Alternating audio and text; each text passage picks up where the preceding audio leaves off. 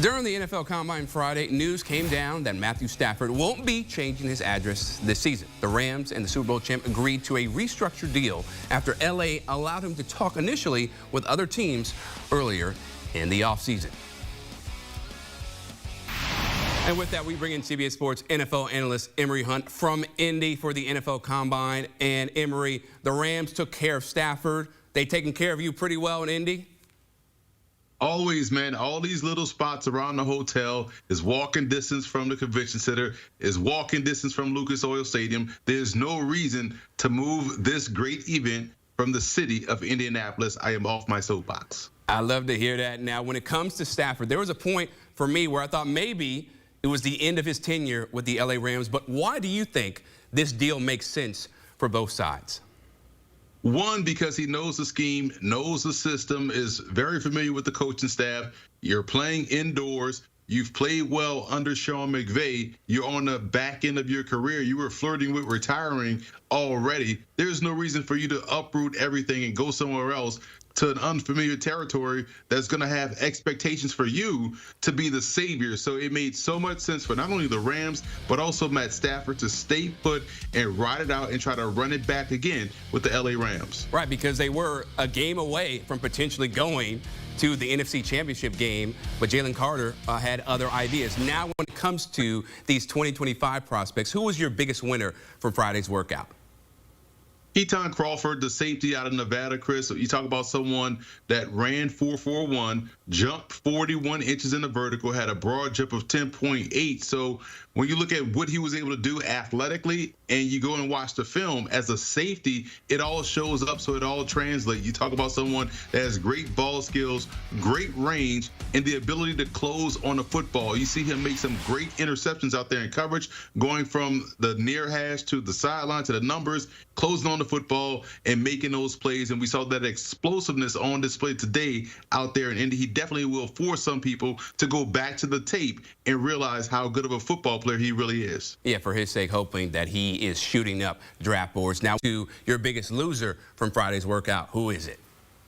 I mean, I would say just the speed of the tight end position. I thought we were going to see some 4.4s and 4.5s. You know, we saw the D lineman run faster than his tight end group, but one bigger guy that didn't have the best day, which was shocking to me, was Gunnar Helm out of Texas, who's one of the top tight ends in his draft class. He really didn't run fast, and he plays faster than what he timed today. And we kind of saw glimpses of that with the second time being a little bit faster than the first time. First time he ran 4.9, then he runs the 4.840 with the second time. He plays like he's running a 4.5, Chris. So it's really confusing to why he ran so slow.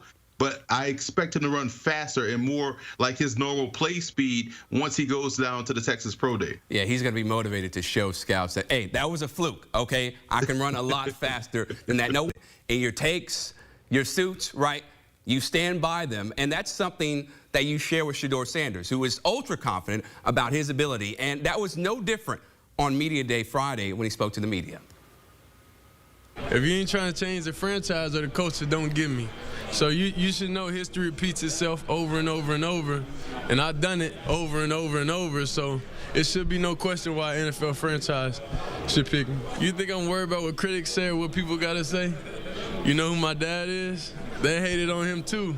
So it's like it's almost normal. Without people hating, it's not normal for us. So we like diversity. We like everything that comes with the name. That's why we are who we are.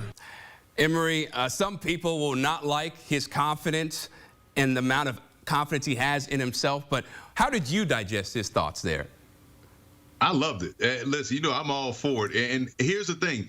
I can see if this was coming from someone that didn't throw a bunch of touchdowns with so little interceptions or finish his college career with the highest completion percentage in college football history. Then I would say, yeah, he's talking a little bit too much. But this is a dude that went out there, like he said, and backed it up at Jackson State twice, at Colorado statistically twice. This year got those guys to a bowl game. Great turnaround in that program. It was a great turnaround at Jackson State, who had been mediocre up until Coach Prime and Shedeur got on the field. So this is a dude that's telling you, hey, I am good. I have proved it. And anything that you are saying negatively about my game that I don't see myself on film, then you just hating. And I agree with him.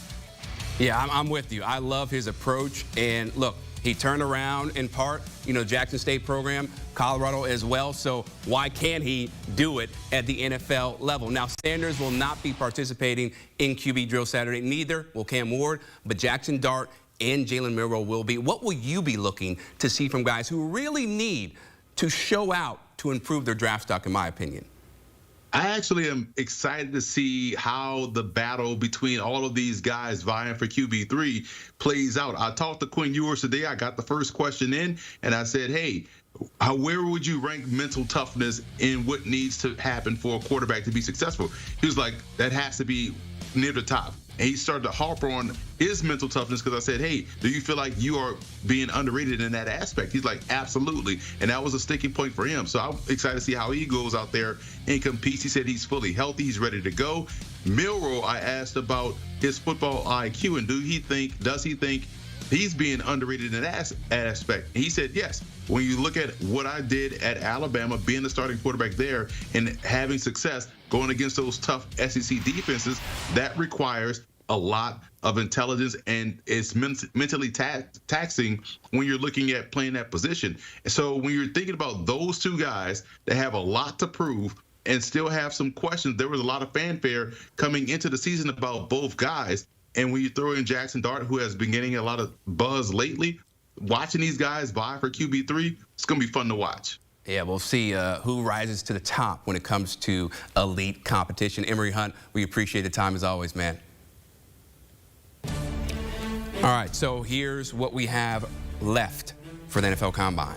The QBs, the running backs, wide receivers, they all are doing on-the-field workouts Saturday. And then the men in the trenches, the offensive line, Sunday, March 2nd.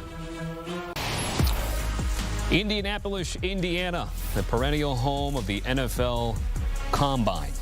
Skill position players were at the podium today.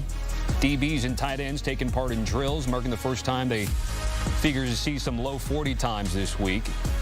Cam Ward revealing he's not going to throw Saturday, instead opting for the pro day, and Ted McMillan not going to run the 40.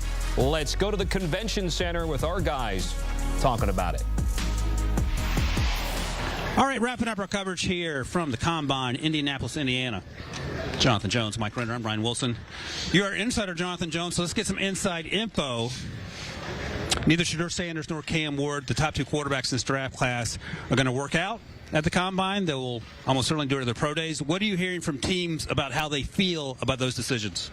It was not unexpected. In fact, we sat here, had Andrew Berry up on the stage a few days ago, turned to him. I said, we're not expecting this. What are you going to get out of this? And, it's obviously the time with both of the players. Look, Cam Ward doesn't need to throw. We have seen this a number of times from top picks where they don't throw at the Combine. That was not a surprise. It also, frankly, wasn't a surprise to a lot of teams that Shedeur Sanders was not going to throw out here, in large part because of his arm strength, that the lack of it would be on full display with the rest of the quarterbacks throwing. Didn't make a whole lot of sense. So both of these guys are going to throw at their pro day, heavily controlled environment, extremely scripted, something that they practice for weeks, and they're going to go out there, throw against air. We're all going to say, oh boy, that ball looked pretty, and it's actually not going to change anything about where these guys ultimately get drafted. They've been interviewing with teams. Cam Ward, I can say confidently from teams that I have spoken to, has been interviewing better than Shedeur Sanders. I talked with one team who agreed with that, but said, look, Shedeur is not really, it does not appear that he's giving it his all with teams that he doesn't want to go to. So interesting. It's not that he's maybe interviewing poorly with everyone. He's strategically interviewing. That was one team's take on it. Whether that is what is actually going on is another thing to be decided, but that's what's going on behind the scenes here. Do you care, Mike, whether they throw here or their pro day? And let me ask you this, actually, because Mike is a Dylan Gabriel fan, probably more so than anyone at CBS Sports for sure. I think in the order it would have been Shedeur and Dylan. Would you have expected Dylan's arm to be better than Shedeur's? Yes, I think so. Okay. Based off tape, yeah. And it's not a big deal, though, to me. Obviously, it's nice to have the comparison back to back to back if you're seeing these guys, but not the biggest deal. You got 4 years of tape on a guy like Shedeur Shedeur Sanders, 5 years of tape on a guy like Cam Ward. And if they throw out their pro day and compete there, truly doesn't matter too much to me. Thanks to the fellows out in Indianapolis. It is our NFL Draft Podcast. It's with the first pick. Ryan Wilson is one of your co-hosts. Mike Renner is a regular guest on that podcast. Scan the QR code and also check him out on YouTube.